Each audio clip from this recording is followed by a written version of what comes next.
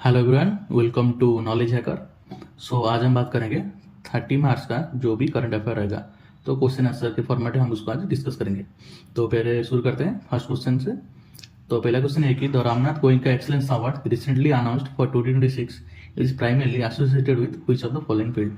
तो ये जो अवार्ड है ये किस फील्ड में दिया जाता है? तो इसका सही आंसर है जर्नलिज्म में दिया जाता है, जो कि 19 कैटेगरी में 24 जर्नलिस्ट को ये अवार्ड इस बार दिया गया है। तो इसको प्रेजेंट करते हैं हमारे जो वाइस प्रेसिडेंट है सीपी राधाकृष्णन।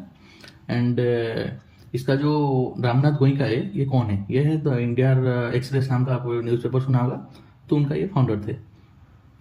एंड अभी 26 का जो विनर है वो है Basant Kumar and Vijay Pal for the uncovering India invisible category में आते हैं, इनको प्राइज मिला। एंड जो अवधेश एंड श्रेया चटर्जी है उनको इन्वेस्टिगेटिव रिपोर्टिंग में ये अवार्ड दिया गया। तो अभी नेक्स्ट क्वेश्चन में चलेंगे। तो नेक्स्ट क्वेश्चन है Gujarat Singh who recently announced his retirement from the international sports is associated with which game. तो गुजरात सिंह को आप सबको मालूम होगा, वो फील्ड हॉकी से रिलेटेड फील्ड से आते हैं। एंड उनको अभी टोक्यो 2020 एंड पेरिस 24 ओलंपिक्स में ब्रॉन्ज मेडल मिला है। वो टोटल 30 मैचेस 130 प्लस मैचेस खेले हैं एंड टोटल 33 गोल किए हैं। एंड उनको अर्जुन अवार्ड मिला है एंड ये पंजाब से आते हैं। और एक खास बात है कि अब सबसे फास्टेस्ट गोल है इनका 13 सेकेंड का against Netherland in pro league 2020।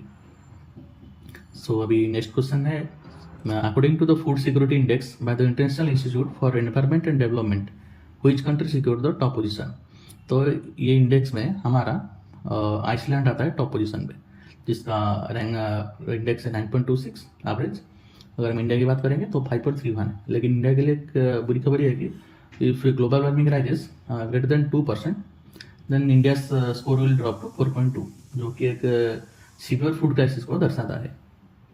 सबसे नीचे है हमारा सोमालिया 1.29 के साथ। एंड ये 4 पिलर के साथ इसको मेजर करते हैं। 4 इनका इवेल्युएटर है, 4 पिलर्स में उनसे मेजर करते हैं, जो कि अवेलेबिलिटी, एक्सेसिबिलिटी, यूटिलाइजेशन, सस्टेनेबिलिटी है। तो ये एक लंदन बेस्ड थिंक टैंक है, जो कि IIED मतलब international institute for environment and development. तो नेक्स्ट क्वेश्चन है Which organization is developing Vayuvan, India's first helicopter launched drone system। तो वायुवान ने किस ऑर्गेनाइजेशन ने वायुवान को लॉन्च किया है? तो इसका सही आंसर है इंडियन एयरफोर्स। तो इंडियन एयरफोर्स ने अभी तो उसका जो फ्लाइट टाइम है वो 50 से 80 किलोमीटर तक है एंड फ्लाइट टाइम 30 मिनट तक है।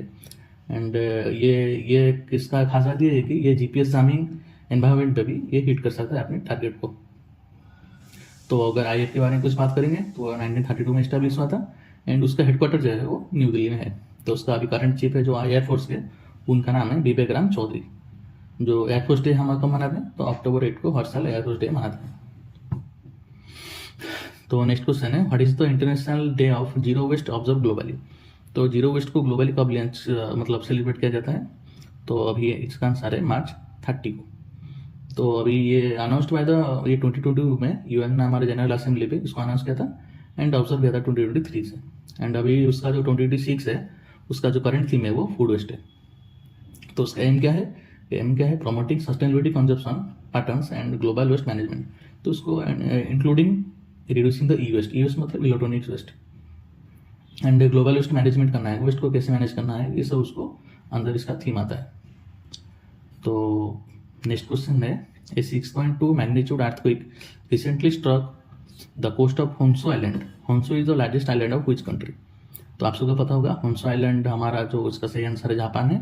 अगर बात करेंगे तो जापान में टोटल 4 आइलैंड आता है। ये एक है, ये दूसरा, ये है तीसरा, ये है चौथा। तो होन्शु आइलैंड इसको बोलते हैं, जो कि इसमें 80% ऑफ द जापानीज पॉपुलेशन इस एरिया में रहते हैं। ये मतलब 7th लार्जेस्ट आइलैंड है ग्लोबली, मतलब वर्ल्ड में ये 7 लार्जेस्ट आइलैंड है। एंड सेकेंड मोस्ट पॉपुलस है आफ्टर इंडोनेशिया। इंडोनेशिया के बाद ये सबसे मतलब पॉपुलेटेड एरिया है, सेकंड में आता है। इसमें अगर हम बात करेंगे थोड़ा मैपिंग के बारे में तो यहाँ पे आता है हमारा सी ऑफ जापान आता है एंड यहाँ पे आता है हमारा पैसिफिक ओशन। और इस तरह बात करेंगे तो इसको नॉर्थ कोरिया बोलते हैं और इसको साउथ कोरिया बोलते हैं। और ये है LOC, इसको LOC मालूम है। और यहाँ पे आता है हमारा ईस्ट चाइना सी, इसको याद कर सकते हैं। सो ये है हमारा चाइना। तो अभी नेक्स्ट क्वेश्चन को चलेंगे। तो which financial institution has launch the payment vision 2020 initiative. आप सबको पता होगा पेमेंट विजन मीन्स द सही आंसर है आरबीआई का मतलब क्या है, रिजर्व बैंक ऑफ इंडिया। तो पेमेंट पे क्या होगा, तो इसका थीम है सेपिंग इंडियाज पेमेंट फ्रंटियर। मतलब ई चेक्स के बारे में, ई चेक्स इलेक्ट्रॉनिक चेक्स माने बारकोड के मदद से हम इसको क्लियरेंस दे सकते हैं। एंड आरबीआई के बारे में बात करेंगे तो आरबीआई 1935 अप्रैल 1 में इस्टेब्लिश हुआ था। अभी इसका जो करंट गवर्नर है उनका नाम है संजय मल्होत्रा। नेक्स्ट क्वेश्चन है, which became the 12th Indian state to join the new extended Jal Jeevan mission 2.0 reform framework. तो अभी न्यू कौन सा स्टेट जुड़ा हुआ है, तो आंसर है मेघालय। जल जीवन मिशन आपको मालूम होगा, ये एक सेंट्रल गवर्नमेंट मतलब सेंट्रल स्पॉन्सर्ड मिशन है, जिसके अंदर 2026 पहले उसका टारगेट डेट था, तो 2026 तक रूरल एरिया में टैप के द्वारा हमको पानी फ्रेश वाटर भेजना है। तभी उसको एक्सटेंड कर दिया है 2028 तक। तो इसके लिए न्यू बजट एलोकेशन हुआ है 8.6 लाख करोड़। तभी 17% पहले जो रूरल कवरेज था, अभी 2026 में इसको 18% हो गया है। 2019 में पहले 17% था, अभी 18%, 81% हो गया है कवरेज। अभी नेक्स्ट क्वेश्चन में बात करेंगे तो recently 13 railway station in Delhi were added to the Amrit Bharat station scheme in which year the national wide development scheme is launch. तो इसका मतलब अमृत भारत स्कीम कब लॉन्च हुआ था, तो इसका सही आंसर है 2022 में लॉन्च हुआ था। तो इसके दौरान कहते हैं कि जितना भी हमारा रेलवे स्टेशन है, इसका सबका डेवलपमेंट होता है for the multimodal connectivity and दिव्यांग फ्रेंडली इंफ्रास्ट्रक्चर। मतलब हैंडीकैप लोग भी इसके अंदर आराम से ट्रैवल कर सकते हैं, and digital waiting halls and modern amenities. And ये मिनिस्ट्री ऑफ रेगुलर लॉन्च किया गया है। इसको ग्लोबली क्या है कि 1330 स्टेशन को मॉडर्नाइज करना है। तो इसका one station one product scheme है to promote the and sell local artisanal good directly on the station. मतलब लोकल भी जो भी फूड रहेगा या फिर जो भी आर्टिसन प्रोडक्ट रहेगा उसको डायरेक्टली स्टेशन पर सेल कर सकते हैं। तो अभी नेक्स्ट क्वेश्चन है, according to the periodic labour force survey 2025 what is the Indians overall unemployment rate. तो सब मालूम होगा, तो इंडिया का अनएम्प्लॉयमेंट रेट अभी है 3.1%, जो कि घटा है 3.2 पहले था, उसके बाद 3.1 है। अगर एजुकेटेड क्लास की बात करें तो पहले 7% था, अभी 6.5% गिरा है, डिक्रीज हुआ है। अगर यूथ के बारे में बात करेंगे तो यूथ में पहले अनएम्प्लॉयमेंट 10.3 था, अभी 9.9 है। तो ये तो ये सर्वे किसके द्वारा आता है, तो एनएसए के द्वारा आता है। एनएसए का फुल मालूम होगा, नेशनल स्टैटिस्टिकल ऑफिस, जो कि मिनिस्ट्री ऑफ स्टैटिस्टिक्स के अंदर आता है। ये कब एनएसए कब फॉर्म में आता, 1996 में। ये याद रखते हैं, इससे प्राय क्वेश्चन आता है हमारा, इसको याद कर सकते हैं। एंड नेक्स्ट क्वेश्चन की बात करेंगे तो ये थोड़ा डिग टाइप सॉल्यूशन है, इसको थोड़ा ध्यान से देंगे। तो after the 42nd amendment education was move to किस लिस्ट।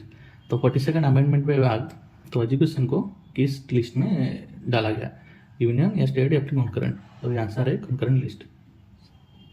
मतलब both central government and state government can make law in it. Next question है, what is the primary factor evaluated in the global fire power military strength ranking 2025। तो इसमें defence budget को भी calculate करते हैं and multiple indicator use financial allocation इसका primary weight है। इसकी मतलब इसके द्वारा इसको global fire power military strength ranking कहते हैं कंट्री के अंदर। तो which pathway is cellular respiration produces the most ATP. तो इसका आंसर है electron transport chain. It function as the primary energy factor of the cell. आप सबको पता होगा कि एटीपी को primary energy factor of the cell बोलते हैं। एंड ये सब आप सभी के लिए क्वेश्चन है, इसको चाहे आप ट्राई करके कमेंट में आंसर बता सकते हैं। सो आज के लिए इतना ही। Thank you everyone for watching this video. मिलते हैं और एक नई वीडियो के साथ।